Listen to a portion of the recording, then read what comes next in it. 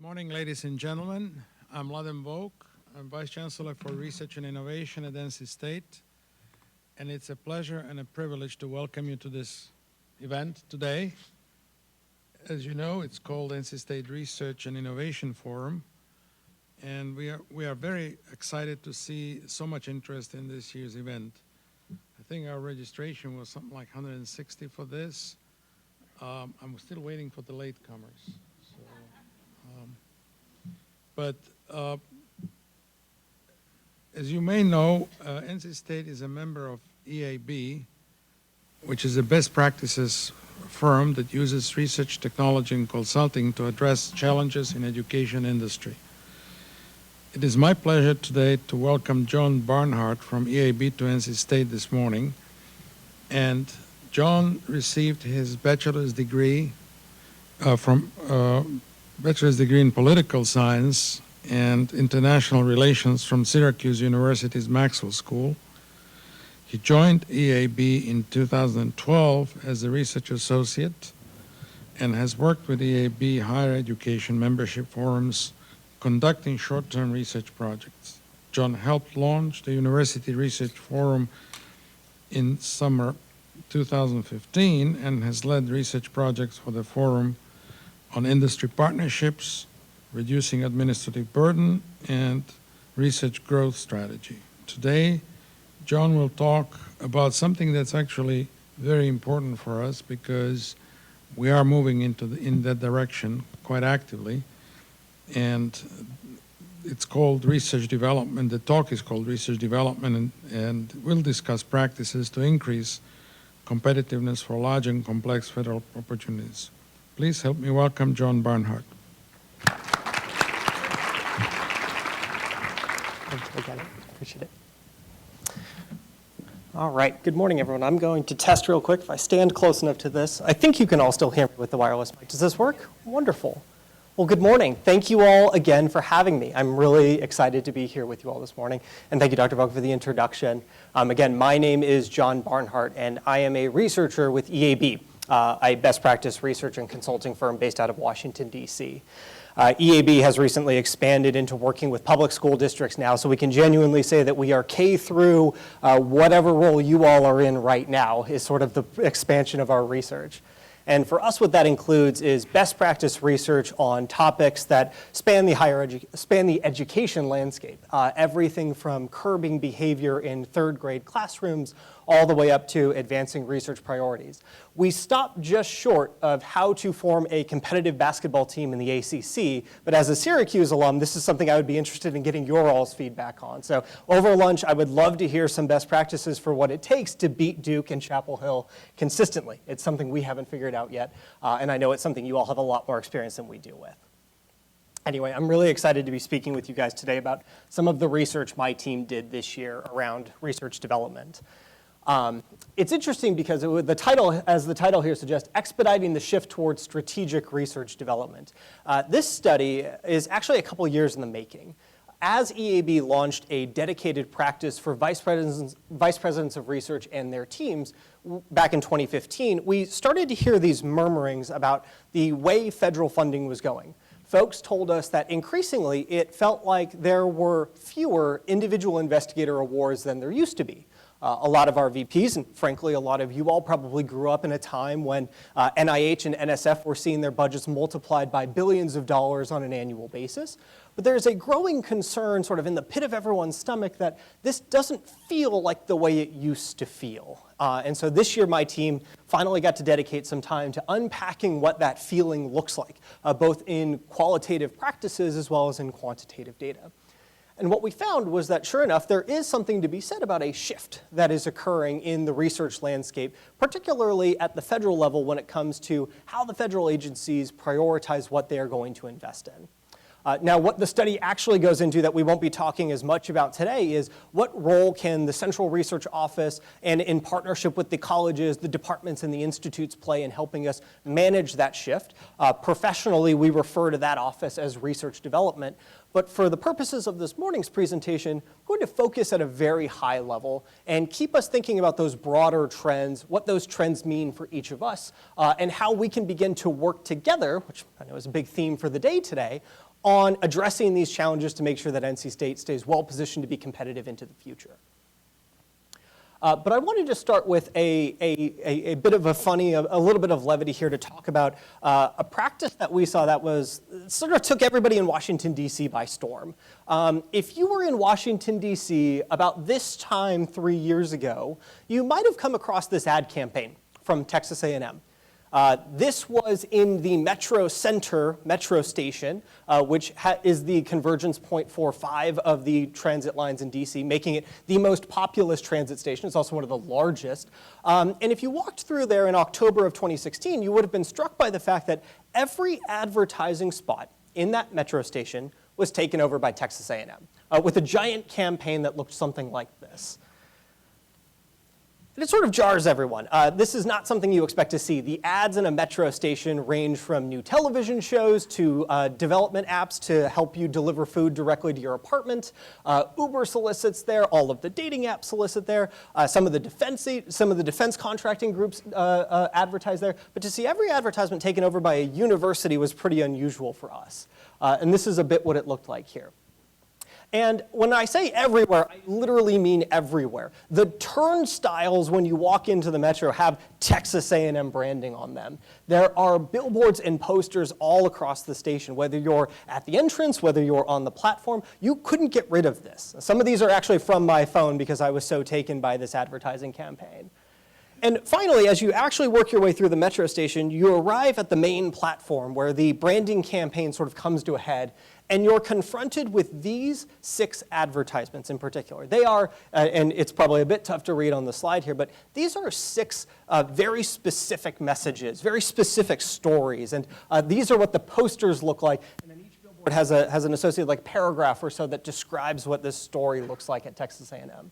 It talks about the role that Texas A&M plays in their community. It talks about the good that Texas A&M has on both the state and the country, as well as the globe overall. It talks about the role that its undergrads play in developing a diverse campus and developing a more diverse Texas. It talks about the role of research. There's one thing, when you look at these campaigns in particular, that's noticeably absent. Not a single one of these posters has a football on it. And even in Washington, D.C., a place where people like me who like to think we're smart get employed talking to other smart people about what they do, that's striking. Most folks only think about Texas A&M as a prominent football institution, the other Texas football institution, if you will. And not a single one of these campaigns features a football stadium, students at a football game, or any reference to sports at all. And when as I manically ran around the station asking people about their interpretation of these ads, a lot of people frankly come out and say, I didn't know Texas A&M did research. I didn't know Texas A&M was directly involved in research that impacts the climate. I didn't know that Texas A&M is a premier research institution that gets both federal and state funding to do incredible work. And when you ask the folks at Texas A&M, as they were interviewed by the Washington Post, that's kind of the point. When they ran this ad campaign, they were pretty explicit.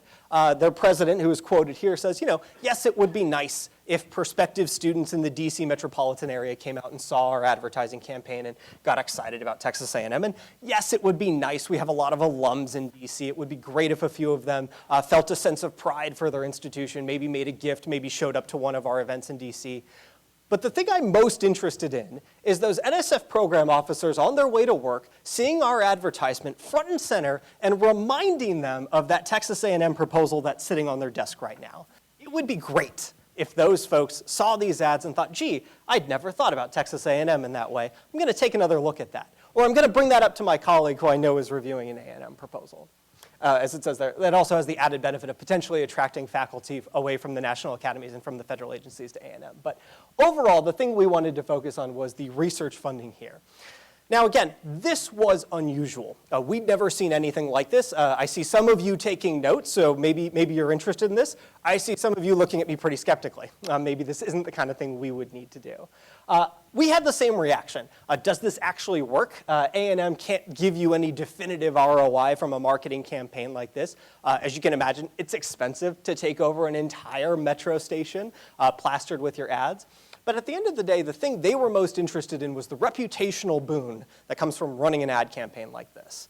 And that, to me, was really a harbinger for a lot of things that we're going to talk about later today. In particular, the idea that research excellence, which has traditionally been and almost exclusively been a meritocracy, is slowly shifting toward a world where merit is almost on an equal plane with reputation. And I think Texas A&M realized that early on, and I think that makes them a really good example for the way that things are going. Now, in order to talk about where we're going, we have to talk a little bit about where we've been. This slide is titled Remembering the Good Old Days in a lot of ways, because it highlights the research environment that a lot of you probably came up through, and frankly that a lot of institutions still believe as the gospel for pursuing research excellence. It starts with our indiscriminate ability to pursue every opportunity. The good news is, back in the early to late 90s, there weren't as many types of grants that we could apply for from the federal agencies. There were a fewer number of them, which meant we were able to go after each of these opportunities. And as the next one alludes to, we were able to go after each of them in the exact same way. Grants.gov wasn't online yet. The applications were a little complicated depending on the agency, but at the end of the day, they were looking for the same core things in those applications. And we didn't have to do a lot to finesse the way we presented ourselves back to those agencies. We were able to ignore competitors' strengths and strategies. Again, there was enough money to go around that each of our younger crop of faculty were able to receive those entry-level career awards as they were making the transition into a more permanent or an assistant professorship type position, while our more senior folks were able to go after those larger opportunities that the agencies were putting together, as well as in partnership with industry partners and foundational partners that we developed to ensure that there was always enough research money to support the underlying cause. And assuming our faculty could go it alone. Again, sort of the joke of the things I didn't learn in graduate school here. This is something we have never had to really train our faculty for. When there were fewer opportunities and they were relatively homogeneous in the way we applied for them, we didn't have to invest as much in the training and facilitation of helping our faculty be competitive for these types of opportunities. And I think the quote at the bottom here sums up the point I've been trying to make, which is that, yes, it would be wonderful if we could build a strong R1 research university on the back of individual investigators the way we used to. This VPR in particular called out, it would be great to have a portfolio of $300 million just of single investigator awards. But in 2019, and frankly moving forward, this strategy doesn't work if the goal is to grow the research enterprise. We have to be doing something more, and we have to be doing something different. So again, recognize that there's some skepticism here. The federal agencies have operated largely the same way since the Cold War. What makes now different? What is happening? How can you prove that this is actually a shift that is occurring, and as a result, that we should adjust the way we do things? Well, for better or worse, as we like to joke about, the federal tide is shifting. My team, as a group of researchers, wanted to make sure that we pursued this cause, this underlying question, with as much vigor as we could. So we ran our own research project. And as folks start to file in here, there we go. As folks start to file in here, please feel free to file to the front. The benefit of being at one of these front tables is I will overlook you when I open the room to ask questions. So yes, you have to be in the front, but you're not going to be picked on to answer first. So my team was interested in where we go from here. So what could we look at to determine if there was, in fact, a shift at the federal agencies towards some of these larger, multidisciplinary, more complex research opportunities? To do that, you have to look in the data. We dug deep into everything from the Higher Ed Research and Development Survey all the way down to historical data on the individual directorates at each agency to determine what it was they were funding over the last couple of decades to see if we could discern any genuine shifts within the data. We were looking in this investigation for the smoking gun. And unfortunately, we didn't find it. Probably not a shocker to a lot of you. There are limitations to the data that's available here. For starters, a lot of it is pretty high level. You can get all the way down to looking at what the individual directors at NIH and NSF are funding, but you can't always determine causality from that. You don't know the intention behind why there was more money for this project versus that project. Frankly, that's called discretion, and that's what those folks are hired for. That's why their job hasn't been outsourced to an artificial intelligence algorithm yet. And so my team and I, a little disappointed that we couldn't find the smoking gun, decided the next best thing to find when you're building a case like this is you have to find circumstantial evidence, or at least peripheral evidence of your cause. So that's what the second column highlights here. Although we can't see it as cleanly as we'd like in the data, there are some lagging indicators of this trend. For starters, there are more large and complex research opportunities than there were today, as in the sheer number of those awards, as well as the unique name and dollar figures associated with them are going up. We can see that in the data. We also know that the agencies are increasingly, from a strategic and from a qualitative standpoint, promoting more of this interdisciplinary research. We called out a couple of the terms there. Interdisciplinary, multidisciplinary, transdisciplinary, convergence research. We're seeing this pop up a lot more, and it doesn't just come up during testimony to Congress as a talking point. It comes up in strategic planning documents. You see it at the top of the agencies, you see it all the way down at the individual directors. This language is being used to describe, or at least to rationalize, the move that the agencies are making. So, okay. The data didn't tell us what we wanted, but we were able to find some circumstantial evidence that this is happening. The next thing you want to look for is motive, and that's the impact in the third column here. When you think about this from the perspective of a federal agency, it actually makes a lot of sense. If you can think back to 2010, the political climate in 2010, we had just elected a whole host of new, relatively conservative politicians in Congress who were pretty explicit when they met with the federal agencies and saying, we want there to be a very clean A to B on how what taxpayer money funds at your agency supports the national interests of the United States. It was very clear. They actually went as far as to propose making that a mandatory requirement and adding a piece of legislation that would require every federal agency to articulate that when they applied for funding.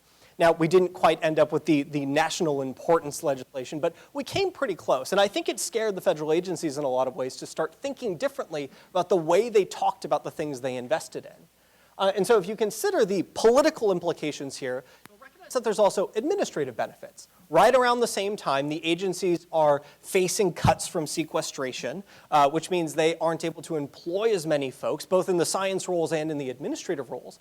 And so if an agency is able to receive fewer proposals or receive fewer applications for funding, that reduces some of their administrative burden. If the agencies are able to give more money to an individual institution and ask them to decide who they want to give the rest to, that also reduces their administrative burden. There's also a de-risking factor in that hub and spoke model that NSF in particular, but a lot of the other federal agencies have begun to adopt. When we're able to concentrate those resources at one institution and allow the lead institution to determine who its partners are going to be rather than us determining it for them, that both de-risks it from the administrative side and also de-risks the political side. Hey, that wasn't NSF's decision, that was Duke's decision. Now, circumstantial evidence is good. Motive actually helps to pull this together. The last thing you want to do is you want to interview witnesses. So that's what we did. We talked to a couple former program directors in NIH, NSF, DOE, and DOD to get their perspective. And the quote here is actually pretty straightforward. A former NSF program director told us right up front here that, hey, I saw this happening. When I was a director, I saw the pressure from the top down as well as from the bottom up to move more of the dollars that I have toward these larger projects, these projects that sound bigger and better, that are targeted at societal level problems that we're trying to solve. And so what we end up with is a mix of federal funding that is both geared toward individuals, and I don't want to say that that is going away anytime soon. There is still plenty of funds going around for individual investigator awards. The challenge is that the money available for individual awards isn't keeping pace with the number of faculty that we have applying for them. You all are probably familiar with the statistics about what the average age of an NIH R01 recipient, it's gone up 10 years in the last 10 years. It used to be around 35. It's now closer to 44 when somebody can expect to receive that first R01. Similar trends and similar success rates at NSF with the career awards. And so what we're faced with is these agencies are beginning to dictate terms on where they want these large pools of funding to be and how they want institutions to apply for them. Now, whether you buy it entirely or not, there's a valid point in here, and I think you all have probably worked on at least one of these that we would define as a large and complex research opportunity. So you're probably asking, okay, how do I know what those large and complex opportunities are that the federal agencies want? So on the next slide, I'm going to show you a few examples of that, but we're going to do a pop quiz first. I sense the excitement about the pop quiz here. I wanted to get a sense here, and I'm being a bit picky, so I apologize if this excludes your department or your college, but One of the best examples of this in the last couple of years is NSF's 10 big ideas. And we don't have to use mics for this. You can just feel free to shout it out. Anyone want to offer up a couple of NSF's 10 big ideas? I want to see how many we can get as a group here. And I'm keeping score. So, first one, harnessing data. That's one. In the back there, yeah. Navigating the new Arctic as opposed to the old Arctic. It's good. Harnessing data, new Arctic. Others, we're down to 8. Just 8 big ideas left. Sorry? Quantum leap. All right. And Scott Bakula should do your next section. Yes, right here. Energy-water nexus. All right. We're almost halfway there. Others. Reverse engineering the brain. I think they like to put that under rules of life as the umbrella category for that. All the way in the back. AI future for jobs. Future of work. All right.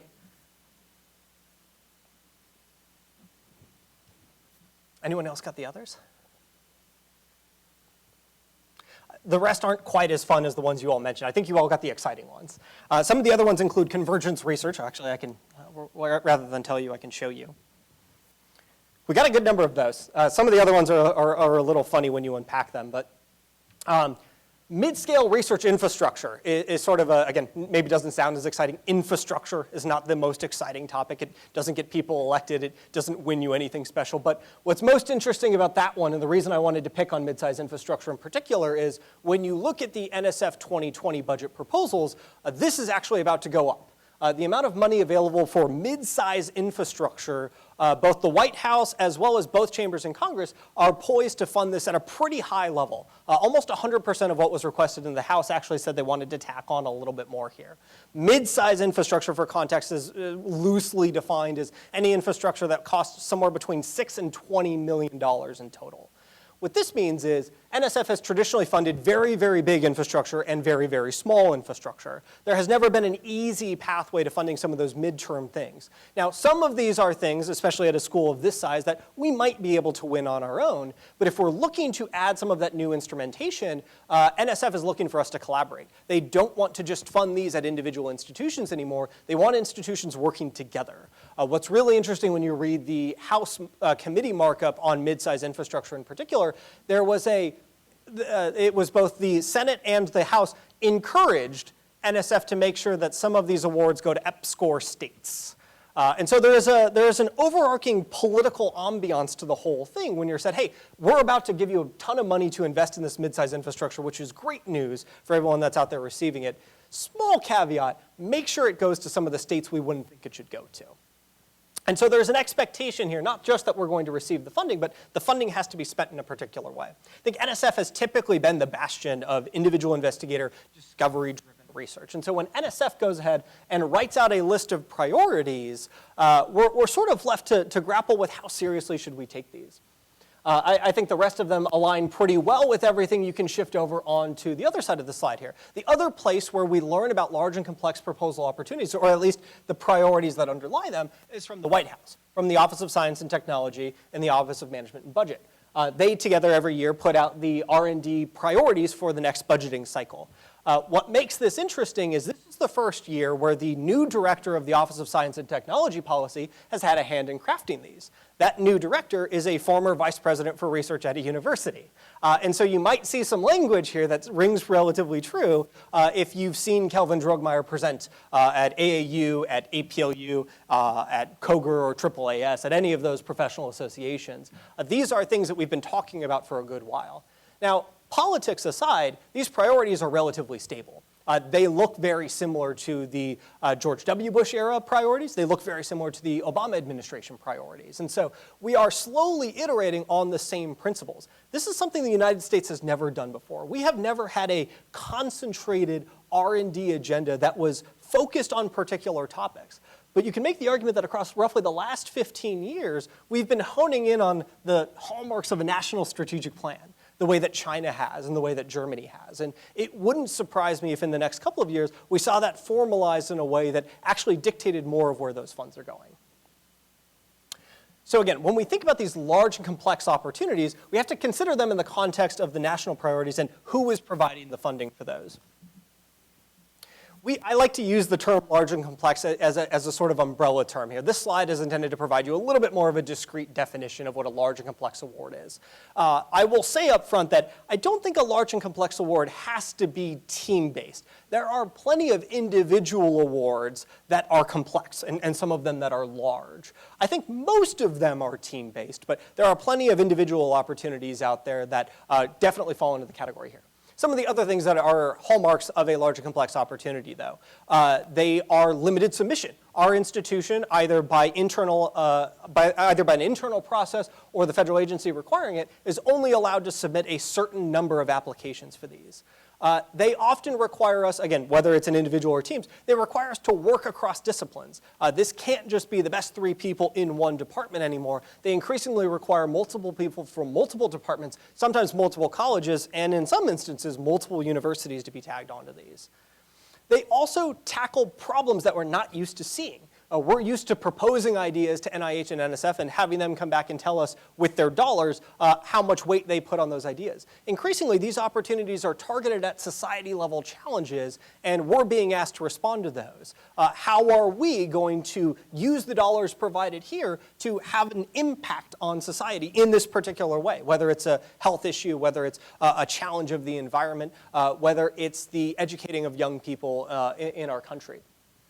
And we've listed out a couple examples there. Some of these probably pretty familiar to you all, like the NSF ERC centers, like the UARCs and the FFRDCs from DOD. So you probably feel pretty familiar, the types of opportunities that you're used to, but they are different in a couple of ways. The first way that they're different is they put more of a strain on our administrative resources. There's a higher bar to clear when we apply to and when we manage these awards. Again, going back to our investigation, one of the former NIH program directors, I think, said it best when he said, these kind of feel more like a contract than they do a grant or than they do an award.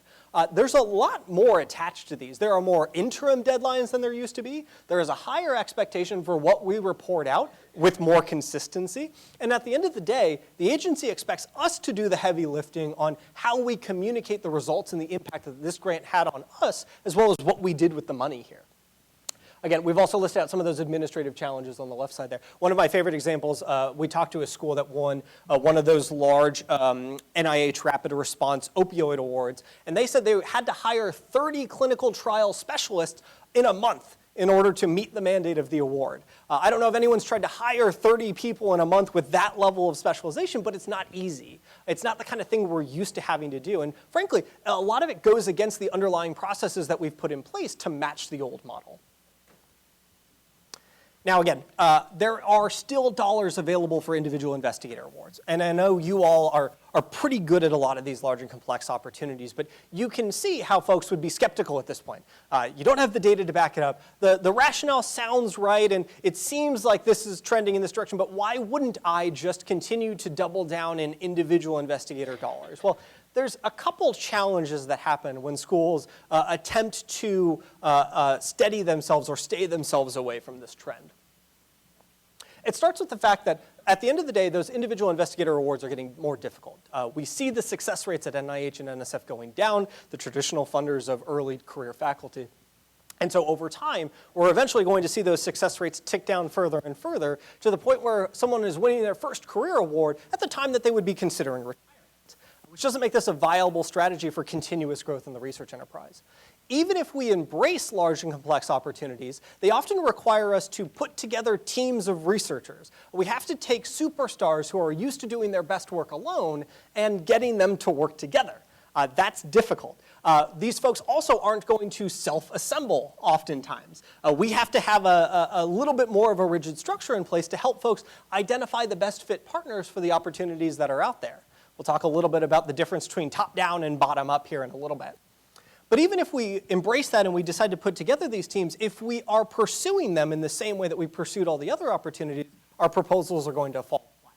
I'm not saying we have to buy out a metro station worth of advertisements to be competitive, but these proposals look and feel different than the ones that we're used to applying for. And so they require a different set of competencies on the back end in order to put our best foot forward. But I still think at the end of the day they're worthwhile for all of the reasons listed up here. For starters, they give us the opportunity to work on some of the largest challenges that our species has ever encountered. These large-scale projects give us the chance to be able to say confidently that we are receiving this funding because somebody believes we are the best equipped to make progress against these large-scale societal challenges. They also help us develop an administrative capacity, again, like the ability to hire 30 people in a month that we've never had before. Given that that's likely to be a requirement for all of these types of awards moving forward, the ability to develop those administrative capacities quickly is an important one. They also have a definitive innovation impact. The ideas that we spur out of these large and complex awards are going to be more mature, more forward-looking, and frankly, a little bit closer to what our industry partners have always been looking for from us in the long term. They also allow us to build relationships in places that we hadn't before, whether that's across our own campuses or even across campuses around the country or around the world. And lastly, they give us the ability to better position ourselves for the future. We're able to say when we've won one of these awards, and you'll quickly learn these things feel like an insider's club, once you've won one, you're in. And so long as you are a good steward of that grant, the odds of you winning another one go up exponentially. Whereas if you don't win one the first time, the odds of success long-term goes down. And so that's what the rest of the study is about. And again, I'm not about to walk you through the rest of the 100 slides that follow this research study. We're just going to top line each of these 4 buckets here. I see a few of you taking pictures of the slides. Don't worry, I'm happy to distribute these afterwards, and you can look at them up close and personal rather than trying to zoom in on your phone. But again, my team decided that if this is the way things are going and if institutions need to respond to this, there are roughly 4 capabilities universities have to develop better in order to be competitive for this. The first is refining our institutional research strategy. That's a big theme for today. I'm not going to steal too much thunder from the next presentation here, but thinking a little bit more critically about the things we as a university are uniquely good at and how we apply those unique strengths compared to the rest of the market. And then if we're successful there, we have to get into the second one, which is about positioning. Ensuring that we are, again, putting our best foot forward as a university to promote the things that we are good at to the people that help make these decisions. Again, I promise the best practice is not to buy out an entire metro station. There are things you can do in between that are just as, if not more, effective in a lot of ways. We then need to ensure that we have adequate support structures to build research teams. And this is probably one of the most challenging pieces of this whole thing. Again, we need to find the folks across our campus that are excited about working together and are going to be successful when we put them in a room and ask them to compete for one of these opportunities. And then again, as I've mentioned, there's also an administrative end to this, adapting our research services and resources to ensure that we are both successful in applying for and in managing these awards. So I'll just top line each of these 4 for you here before we wrap up this session. Starting with the first one here. When we talk about research strategy, this is going back to number 1 on the previous slide. When we talk about defining research strategy, there are a number of challenges to doing this. For starters, a lot of institutions will say, and rightly so, we're good at a lot of things. This institution has a number of strengths that span departments, that span colleges, that span the centers and institutes and the awards that we win. So it would be tough to take the universe of things we're good at and boil it down to something that looks pretty on a proposal or in a tweet. Not only that, but we are constantly evolving. Our strengths look different with every new class of faculty that we bring in, with every new class of students that bring in. Even with the leadership at the top, our presidents and our provosts coming in, wanting to elevate certain strengths over another.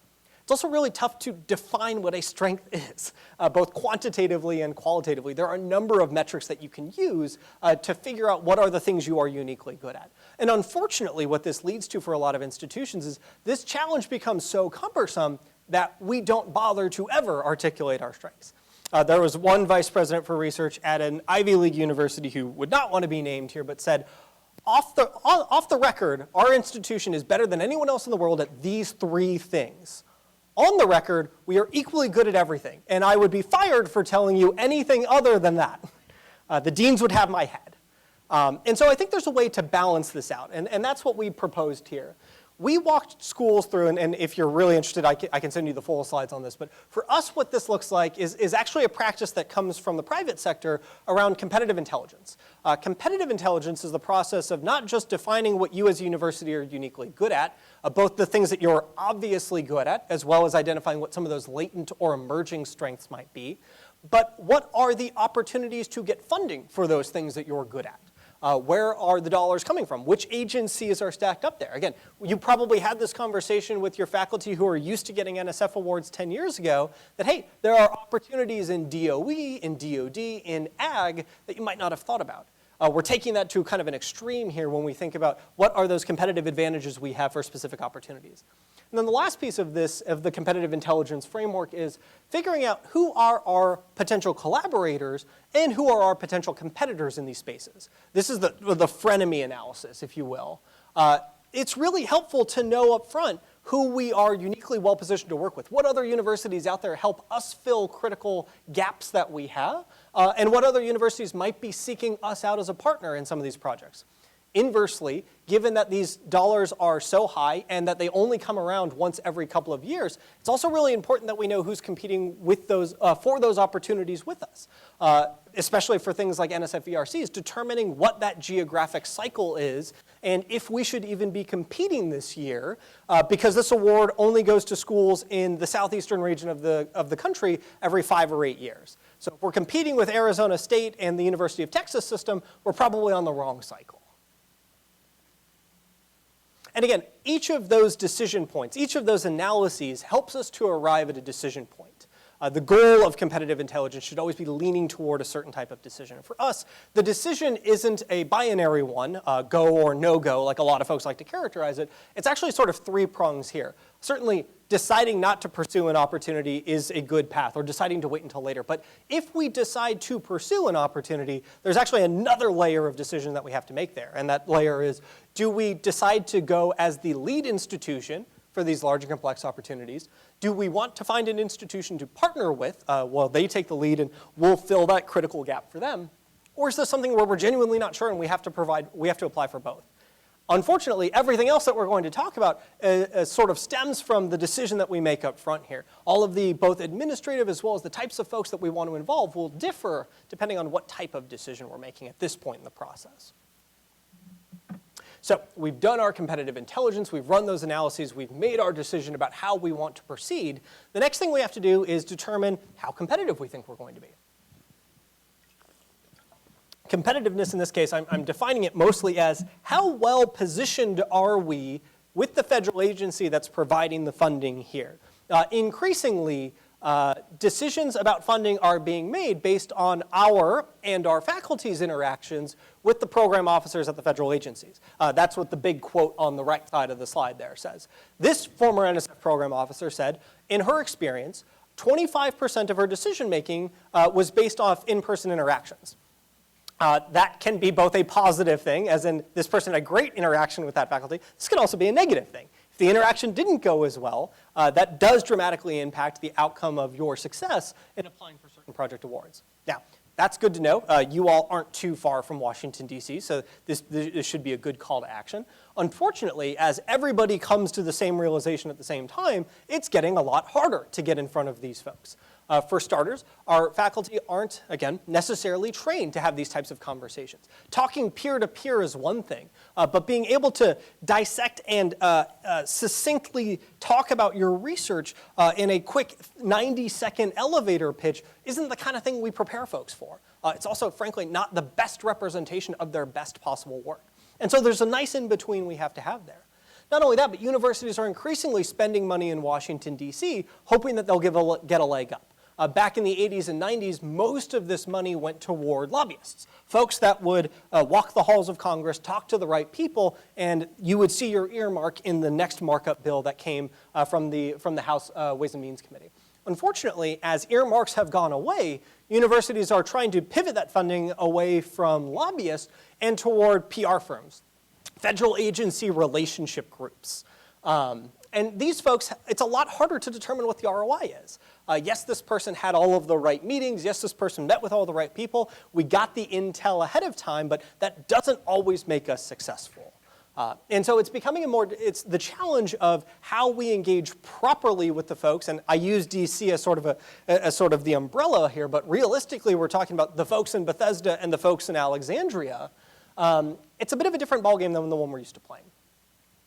And so for us, positioning at the federal level sort of breaks down across these 5 areas.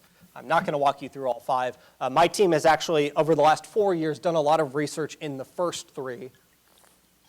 Where we focused for this particular study was in those latter 2. And I'll actually go a click deeper here and tell you about the federal agency positioning piece. For us, what we saw was it's difficult to organize and have an effective trip to DC if we're not forward planning. So for us, it sort of breaks down across our ability to do these 4 things better. First, and this is probably way too easy for a school like NC State, but increasing presence on review panels. This is good for reputation, it's good individually for our PIs, it's good for us. There is marketable intelligence that can be gleaned from serving on a review panel, seeing what other reviewers say about certain projects, seeing or hearing what other reviewers say about other universities is also pretty helpful, more of a budding school practice. What happens from there is making sure that we're sponsoring faculty travel to DC. Again, not novel, but what we're seeing a lot of schools do is design an entire fellowship program around DC travel. So rather than just handing folks a plane ticket and saying, your meeting's at noon, we're increasingly putting more structure around it. We're helping them prepare their materials, we're helping them practice their pitches, we're either in the room with them or we're helping guide them around Washington. It can be a bit confusing. And then we're making sure that there's some debrief afterwards. We are getting the intelligence back from them that they've gathered while they're there. It's great for our faculty, but then we, as the administrative research leaders of the institution, have to take more of a hand in this too. Increasingly, we're seeing more administrative folks come to DC. I think a good example of this is the University of Arizona has relocated one of their associate vice presidents for research to Washington, DC. He now lives there full time. Bit of a time change, bit of a weather change. But his intended purpose of being there is to be in the room where the decisions are made. This is particularly important for a school like Arizona, who is going after more and more DoD opportunities. Everybody has probably heard the moniker that DoD is based on who you know and the relationship that you build with them. Arizona takes that very seriously, more seriously than most other schools do. And then the last one here is recruiting program officers to campus, sort of the gold standard. It's great when we go to visit them, but when we can bring folks to our campus and expose them to not just what one person is doing, but what to a whole host of people are doing, we have the opportunity to really show them what, as a university, we're capable of. And so there's an entire playbook here to how do we better help institutions, I'm going to pull this up just a little bit, how do we better help ourselves attract folks to campus and come visit us? Again, y'all aren't that far, so hopefully this one comes a little bit easier than for a school like Arizona. Now again, even if we're good at positioning ourselves and we know what opportunities we're competitive for, I still think the biggest challenge, and I've sort of buried it at number 3, but I think the biggest challenge is helping our faculty to identify the folks they want to be working with. That starts with identifying the faculty that we think might be interested in working on these projects. Another layer to that challenge is identifying the faculty leaders that we want to put in charge of these projects. Again, they are 2 separate challenges that have some similarities, but they have to be approached in slightly different ways. The way we decided to break this down is a series of structural and non-structural barriers that inhibit faculty, largely inhibit faculty, from working together. Starting with some of those structural barriers, the first one is we don't encourage it. We don't incentivize it. Promotion and tenure in particular across most universities does not allow for group work to count toward tenure, and sometimes it doesn't allow for it to count toward promotion. And so when we think about the structures that our school puts in place, especially around P&T, a lot of institutions are starting to think differently about how they can adjust their P&T standards to be more inclusive of that activity. Teaching loads prevent faculty engagement. Again, probably more of a mid-sized institution practice, but we need to recognize that across the last decade, as we've continued to focus more on student retention, that we are putting more pressure on the same folks that we're asking to do this research to also do more in the classroom, and frankly, to do more outside of the classroom regarding their student engagement. And then, of course, our internal funding programs. Most of our internal seed funding programs have been historically geared toward individuals, supporting an individual for early seed funding or supporting them on the back end for bridge funding. We need to think differently about those structures and how we can use them to support teams. There are a number of non-structural barriers, though, that come up here, too. the incentives for individuals that they feel to work across colleges or to work across departments isn't always there. There's also a lack of formal training for research leadership. Leading a team of your peers is a very difficult thing to do. These are, we like to say this is first-string talent with the personalities to match. And so being able to equip our faculty better to position them to lead these teams is something we've never had to do before. And of course, the higher administrative burden for these large and complex opportunities. That's something that the research office and the administrative folks feel, but it's also something the teams that work on these feel. And so we'll start with the structural barriers and some of the things we've seen schools doing here. Again, the first one there I mentioned P&T. We're starting to see schools reevaluate their promotion and tenure policies to see if they can do a better job encouraging P&T to be inclusive of team-based research. This actually came specifically from a medical school where they went college by college and asked them to adopt their own version of how we could equally weight team participation with individual success. I think medical schools will probably be the folks that start doing this because I think a lot of those fields have been more interdisciplinary for a longer period of time, requiring at least cross-department, if not cross-college work. And so we're slowly seeing schools begin to make those iterations. Again, seeing more schools want to buy out teacher time. Again, more of a small school example. The example we use in the study is actually from App State, a school that is increasingly trying to pursue more team-based research and recognize that the teaching load is probably one of the biggest barriers for their faculty. And then again, supporting and sponsoring interdisciplinary research teams. I think some of you are probably familiar with large-scale team-based seed funding initiatives. The extreme example of this is a school like the University of Michigan, who runs the M-Cubed program some of you might have heard about. Michigan has taken a lot of what used to be the hodgepodge of internal seed funding and is increasingly turning it toward peer-assessed interdisciplinary opportunities. What that means is they allow individual faculty to apply for these seed funds using their website, and other faculty from other departments vote on the validity of those ideas. And if you get 2 other faculty from 2 other departments to agree that your idea sounds good, the 3 of you get the funding to pursue that research. And so rather than it being top-down, it is a little bit more bottom-up. It's a little bit more self-selection, but it's largely based around the ideas of the research having the most merit. Now again, structural barriers are the things that will take the most time. It's easy to say that we should redeploy seed funding this way. We have a lot of folks that rely on it. It's easy to say that P&T should change, but I'm sure you guys have had that conversation before. Non-structural barriers are where we decided to focus because we think there's the most immediate action that can be taken there. Change up. Perfect. So when we think about these non-structural barriers, the first one about the lack of incentive for collaboration, we see schools react sort of in 2 different ways to this challenge. We see a lot of schools that go out and want to create top-down structures. Either the dean's office, the provost's office, or the research office will tell you who your team is.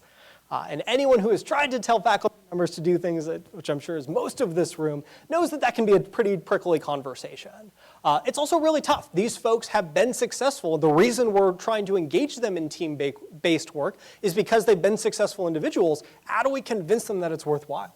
The other extreme reaction we see schools have to this is we try too much bottom-up programming. We now have a program for everything.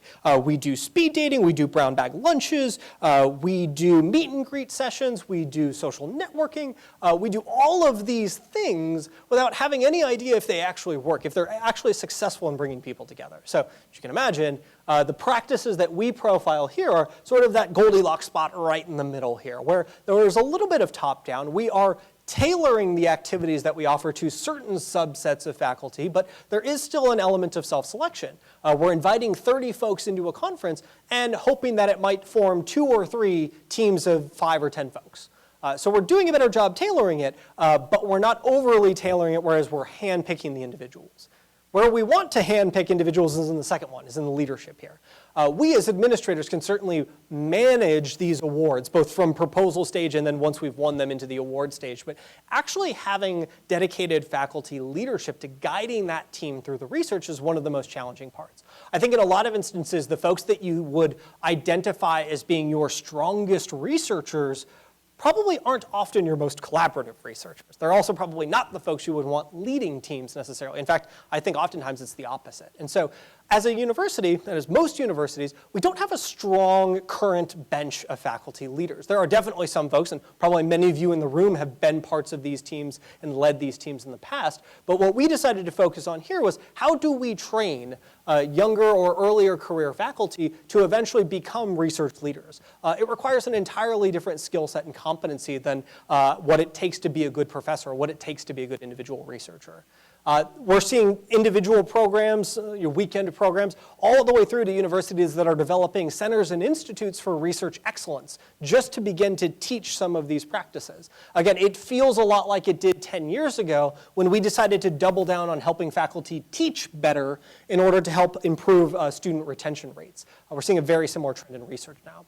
And of course, the last one, making sure that we're able to scale our research project management skills.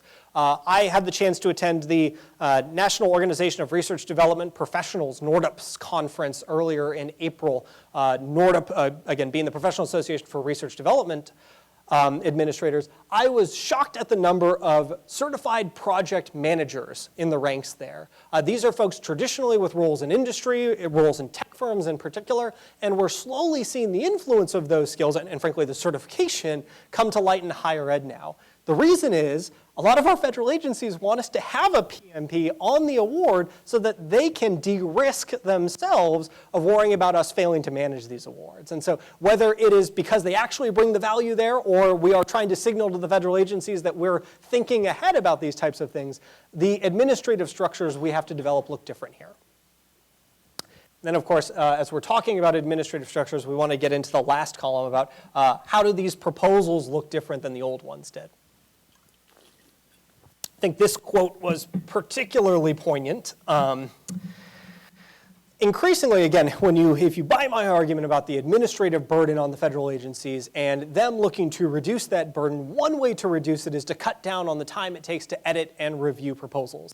And so what this vice president told us was, hey, these agencies, especially for these large and complex opportunities, are looking for any excuse to send this back to the institution without reading every page of it. That means if we went over the 3-page limit, well, they're going to send it back. If we had the wrong font size, they're going to send it back. If the budget is in the wrong place, they're going to send it back. We're increasingly looking for any opportunity to not have to read the whole thing because these large and complex proposals are so much longer. And so given that, again, that is different, how can we, from the administrative standpoint, help to correct our proposals and make them as strong as possible? Well, that's what we laid out here. These are some of the hallmarks of what a large and complex proposal looks like. The first thing we need to know is we need to know when our faculty are going to apply for these.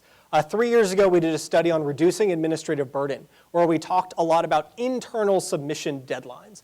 This idea that if the federal agency wanted it Friday, our office wanted to see it the Friday before so that we could edit it. Again, trying to institute a deadline like that without teeth doesn't go as long of a way as what we're proposing now, which is thinking about these intent to submit deadlines. Increasingly, we're seeing schools roll out these new deadlines where we ask folks to let us know ahead of time that they're interested, and what they get access to as a result of notifying us is increased administrative support.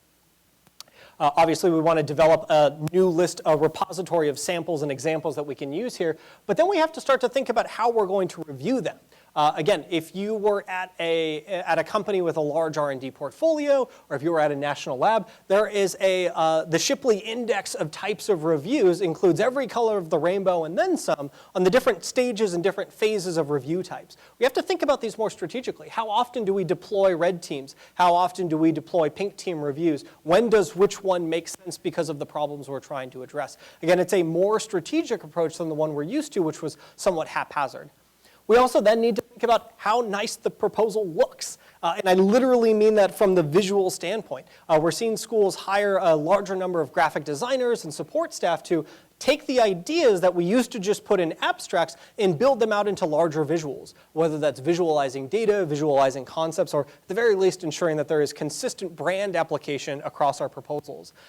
There's also extreme versions of this. If you followed the smart cities proposals from the Department of Transportation a couple of years ago, or if you followed the Amazon HQ2 sweepstakes, you would see the proposals people were putting out didn't look like the 10-page paper-based ones that we're used to submitting. There were videos, there were marketing marketing stunts. We're increasingly iterating on the way that we position ourselves in the proposal in order to win.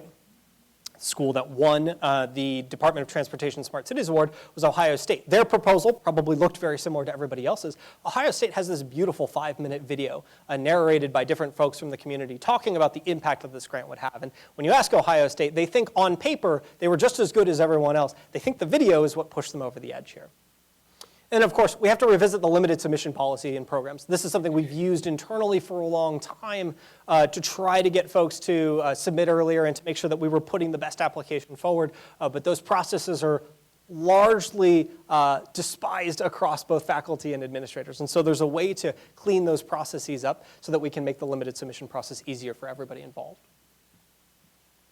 So I wanted to leave you all with some thoughts about what does this mean for the rest of the day. You're going to hear presentations from the folks in the research office as well as some of your colleagues about the different ways in which NC State is centralizing, or not centralizing, but at least thinking more strategically about the way we approach research in order to ensure that we remain and continue to be competitive for these large and complex opportunities. So I've given you all a little bit of homework for the rest of the day, and it's kind of small, so I'll read a couple of these off for you. But thinking about redefining institutional strategy, I want everyone to think about the things that your department, your college, your center or institute is uniquely good at. And then I'd love for you, sort of the next level homework, if you want the extra credit, is to think about how it applies to some of your other colleagues here in the room. Maybe take this opportunity to meet somebody you've never met before, maybe talk to some of the folks in some of the other departments and colleges that you haven't had the chance to engage with, and think about the opportunities where y'all could work together. Thinking about positioning, again, what is the current reputation of NC State? How do you think it's changed in recent years? And then if you were to go sort of agency by agency, where do y'all think you're strongest versus where do y'all think most work could be had here? And what are those opportunities to engage more deeply with the areas and the agencies that we want to engage more deeply with? Thinking about supporting our teams. Well, what's worked well for us? Again, we have some generalized best practices, but each college, each department has its own unique culture, and I don't want to diminish that. So the only way you're going to determine what's going to fit best for NC State is to talk to each other about how those unique cultural elements within your specific unit can play to the other units across campus. And what are the things as an institution that we can do to help encourage those team-based activities? And then, of course, on the administrative end, are there ways that we can help to improve the proposal process? Where are the ways to make this easier for folks?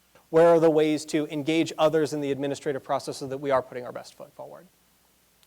So that is it for my prepared slides. I will be here all day, and so if you have questions, I'm happy to take them then. But if anyone had any immediate thoughts and questions, would love to open it up to you all now. And we have a couple mics around the room, so if you want to raise your hand, we'll run a mic over to you.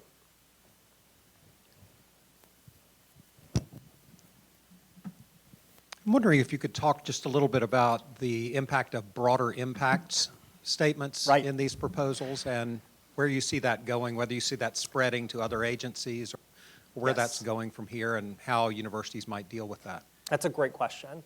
So broader impact statements, we had the quote earlier in the slide deck that said roughly 25% of decisions were based on in-person meetings with faculty. That same NSF program director said another 25% is based on the quality of the broader impacts proposals. Especially at NSF, it feels like that broader impact statement means a lot more than it used to. It's weighted a lot heavier than it used to be. And I think that extends beyond just large and complex awards. I think it goes all the way through to every project that NSF funds.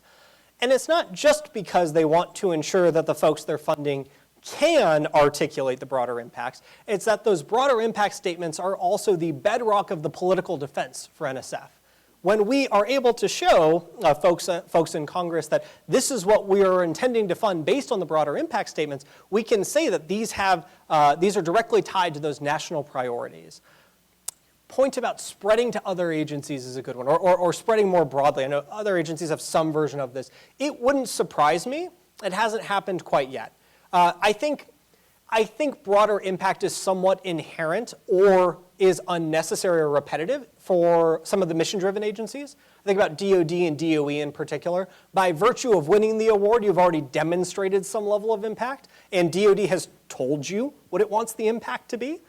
So I don't know if we'd quite see it there, but NIH is the one in particular that I would be most curious about. They, at an agency level, have always been a little bit more strategic and a little bit more concentrated, but it wouldn't surprise me to see something like a broader impact statement there in the next couple of years. It's a great question. We've got one over here. Does someone else already have a mic? We've got two over here. I'm going to go ahead and start over here, and then I'll come back to this side. Reputation impact.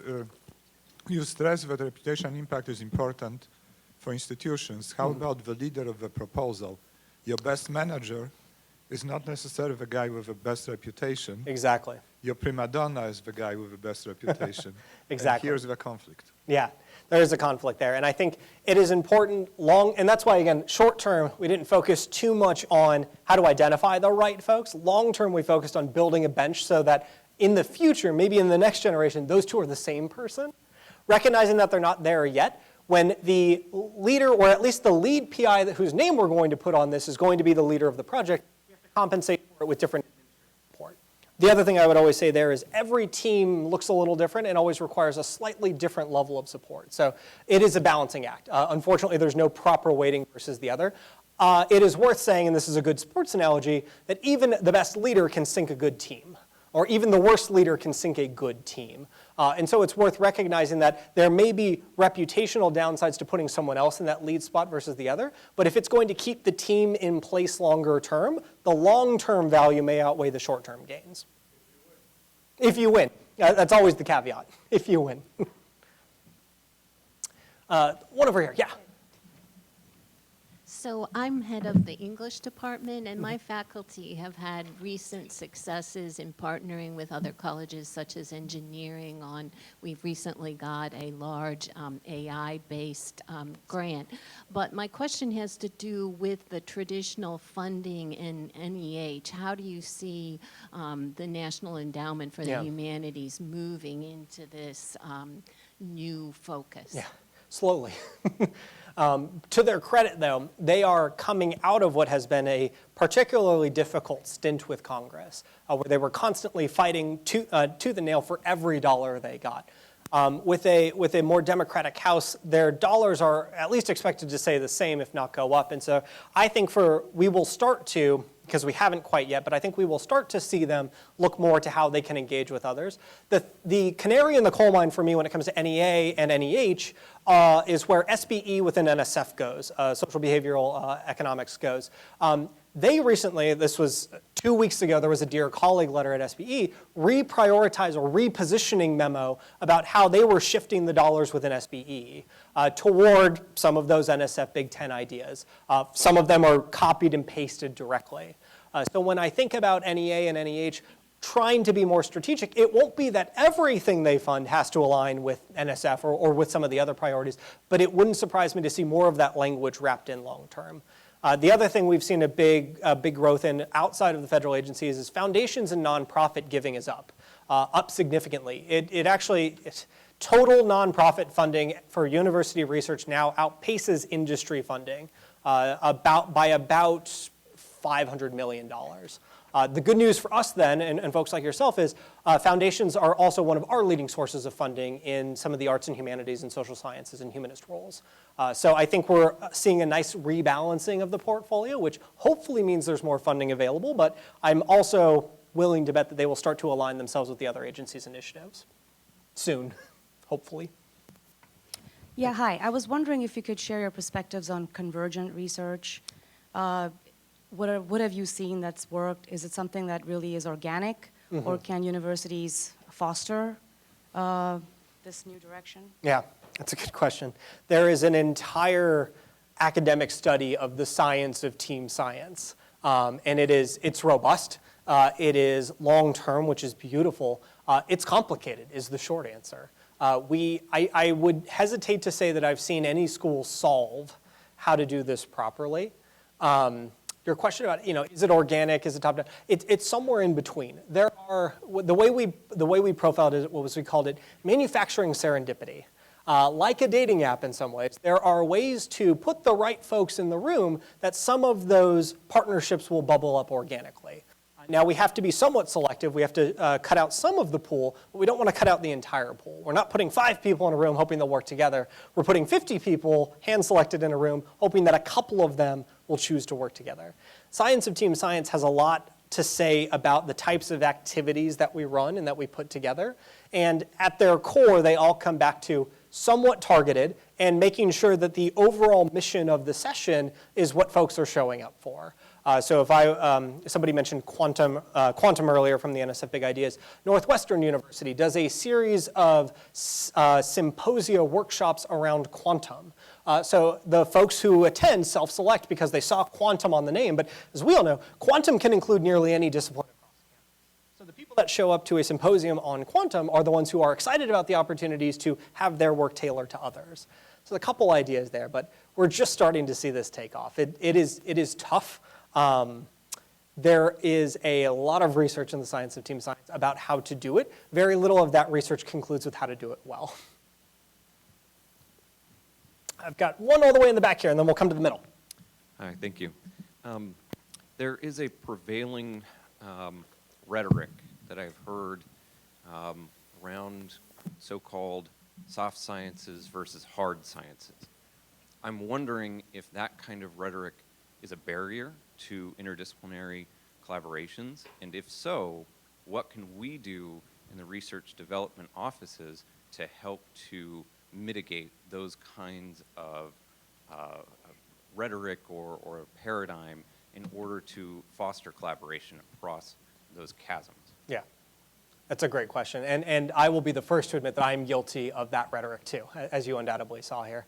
I think similar to the answer to the previous question, the ways we've seen schools start to be more inclusive with the language they use is specifically focusing in more on the opportunity or the challenge. So whether it's an area like quantum or it's a challenge like water sustainability long term, being able to keep the concentration of the activity and the things that we're looking to fund at that level tends to be a little bit more inclusive. Making sure that we are then, and this is something we'll talk about later on today, making sure that we are then rewarding the folks that participate in that across all disciplines too. So whether it's through funding, whether it's through marketing and press recognition, making sure that we are highlighting the places where folks from all walks of the university have worked together before goes a long way to signal to other faculty that there is an inclusive environment where they can be parts of these projects. Now, the hang-up that I often hear is somewhere in between there. Once we get into the room, if I'm an English professor, for example, unfortunately, if the lead PI is a physicist or a chemist, and we have an English professor on the team, the English professor ends up being the one who takes the notes. And we have to carve out more intentional roles so that everybody has an equal seat at the table. It's not just enough that they have a seat at the table. So we have to think about what roles everybody plays. And so, again, part of the selection of paring down our activities to being smaller than the entire university but bigger than the exact people we want to work together is figuring out what they're going to bring. And it requires us to sort of go person by person and talk to them about those opportunities. Our faculty will always be the best representatives of what is and isn't interesting to them. And we can't force them to work together on these things. So by asking them, or getting their genuine reactions to some of these proposals, I think is the best place to start.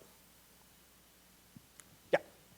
So you talked about changing cultures in terms of rewarding faculty for going after these large complex grants. Do you have any anecdotal information from any other school that you saw work very well? Some example that you could share with us? So, it sort of starts at the top with promotion and tenure. The school, it wasn't up on the slide, but this was the University of Oklahoma Health Science Center.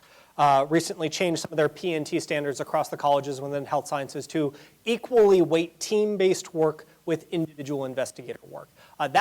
That is far and away the biggest incentive. If we can engage our entry-level or our newly appointed assistant professors into those roles, not only will it encourage them to get involved early, but it will encourage them to stay involved long-term.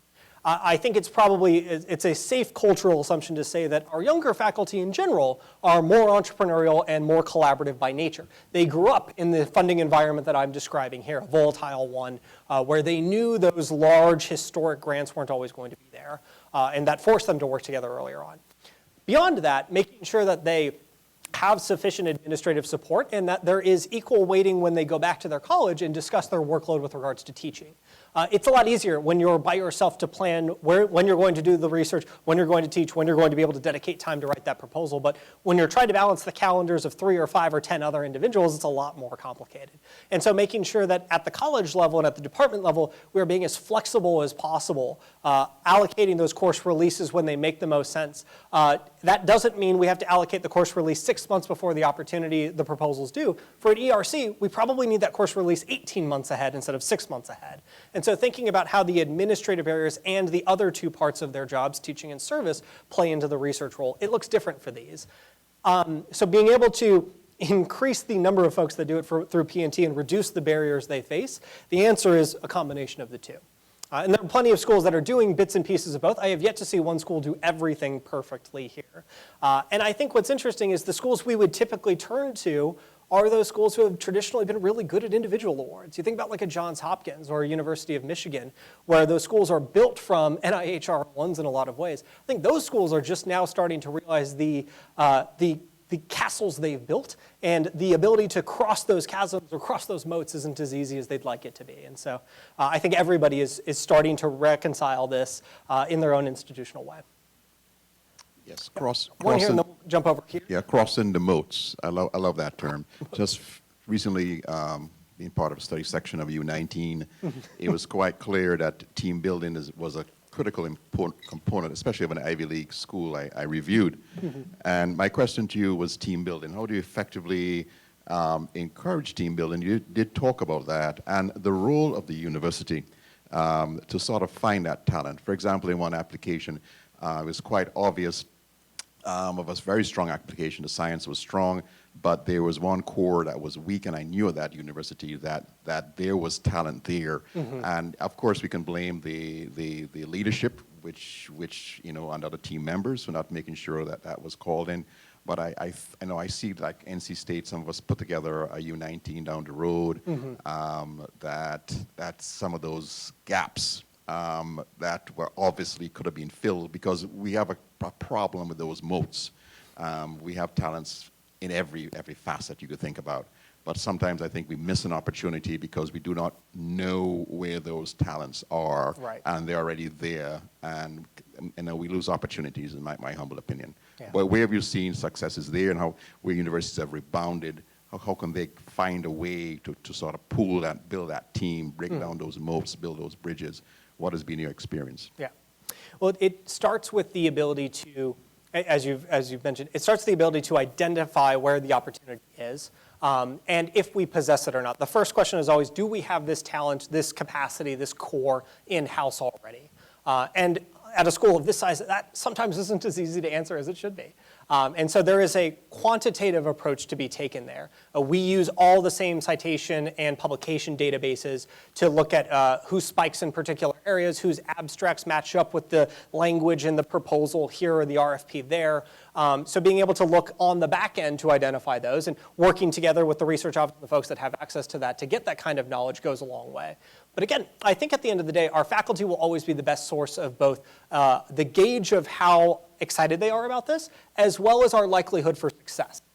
There was one story from one school who told us that they'd put together a team, they applied for this large complex opportunity, they were one of 3 finalists, and then they lost. And they were pretty disappointed, but losses happen. What they realized, though, was 3 of their other faculty were actually working with one of the other local colleges on the bid that ended up winning that opportunity. That's the embarrassing part. That's when it goes from a little disappointed to genuinely upset. And so the only way to counter that, because there is no good database for that kind of information, the only good way to counter that is to talk to our faculty, to engage them one-on-one, not just to ask if they are excited about this, if they would want to work on this, but also who do they know that would work on this, both at our university and outside of our university.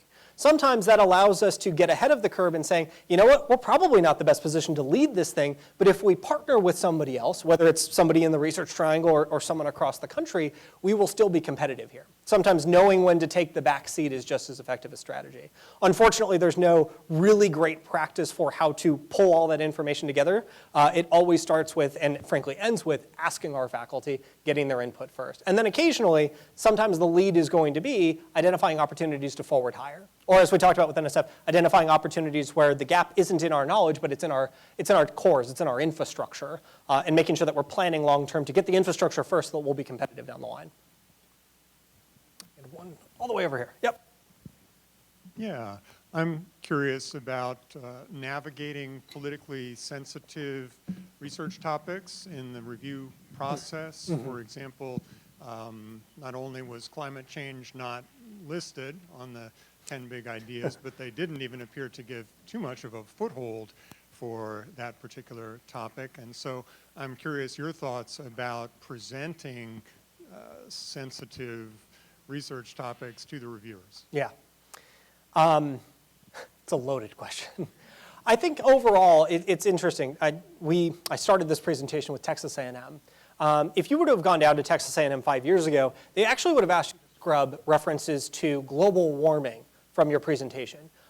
Both Texas and Florida, there was a consensus that climate change was a little bit more palatable than global warming was, which means the things coming out of that institution probably matched that philosophy when they went to the federal level.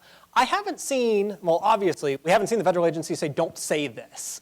They would have told us, it would have made news, like we would have known that. But I don't see so much of pushback on the rhetoric. The agencies themselves are still largely moving forward with research to combat those challenges.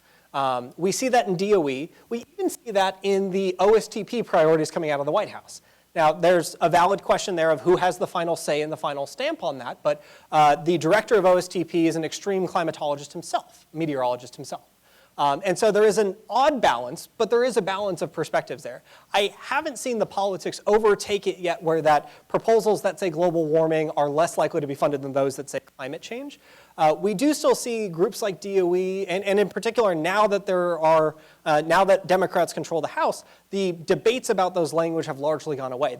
It's pretty straightforward in their feedback to NSF and DOE in the last budget markup that they want to see things explicitly said in one way or the other. Now, what scares me about that is that could all change in 2020.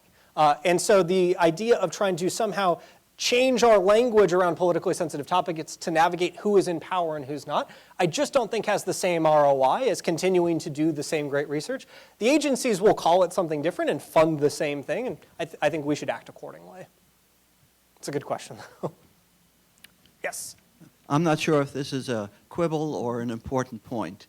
I think that you've emphasized the need to evaluate team research as well as individual research in a P&T context.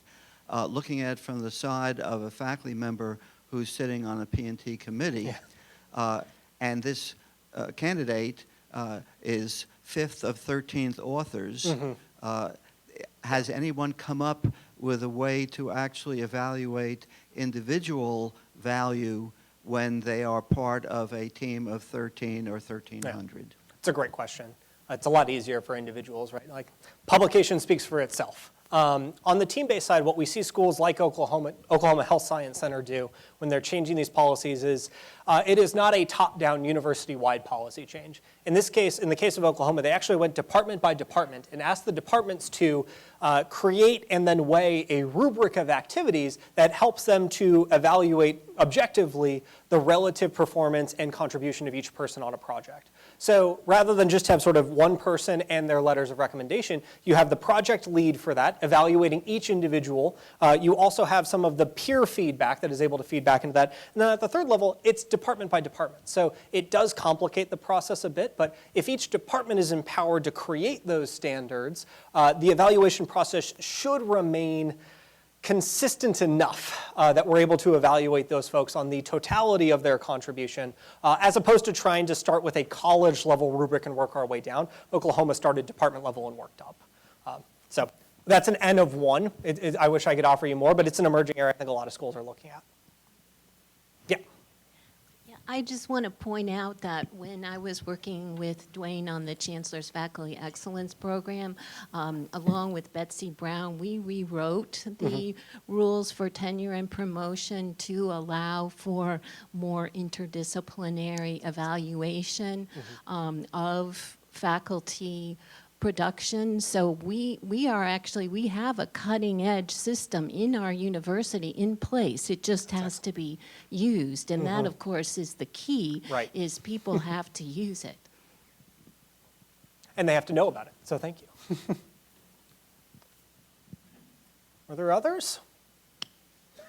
All right. Well, I think the agenda says we'll take a quick break here. Thank you all again. I will be out here for the rest of the session and for lunch, so if you have any other questions and want to follow up with me, feel free to, and I'll be sure to send you all a copy of these slides. Thanks again for having me this morning.